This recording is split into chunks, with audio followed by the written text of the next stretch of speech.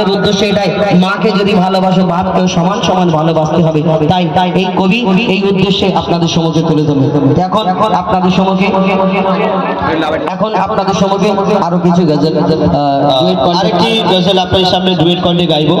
তারপরে ইনশাআল্লাহ পরবর্তী শিল্পী আমাদের নাসির ভাই আমাদের দাদা একটা কি গজল, আল্লাহ মোহন ঘড়ির গজল। ঘড়ির গজল, হ্যাঁ আচ্ছা ঘড়ির গজলটা গিয়ে দাও তো। হ্যাঁ কাজে যাবে তাই এ চলে গেলি হবে, কি জ্বালা বলো দিকে। বসো উঠলে বলবে, বসিয়ে দাও। কাজে গেলি হবে না, প্রত্যেকদিন যাও। তো আমরা ঘড়ি সম্পর্কে একটা বাস্তব কিছু ঘটনা আপনাদের সম্মুখে তুলে ধরবো। এই হাতে ঘড়ি, আগে আমার চাচারা ঘড়ি পড়তো ওই সোনালি রং, তারপর গোল্ডেন রং যেটা, আর ওই স্টিল কালার, এই ঘড়িগুলো আমরা আগে পড়তাম, আমার চাচারা আমার বাপেরা পড়তো।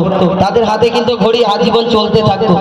আর আস্তে আস্তে যুগ চেঞ্জ হলো, বড় বড় ডাইসওয়ালা ঘড়ি হলো, এখন হলো স্ক্রিন টাচ, স্ক্রিন হাত দিলেই ঘড়ি চালু হয়ে যাচ্ছে। কিন্তু যতই ডিজিটাল হোক না কেন ওই সোনা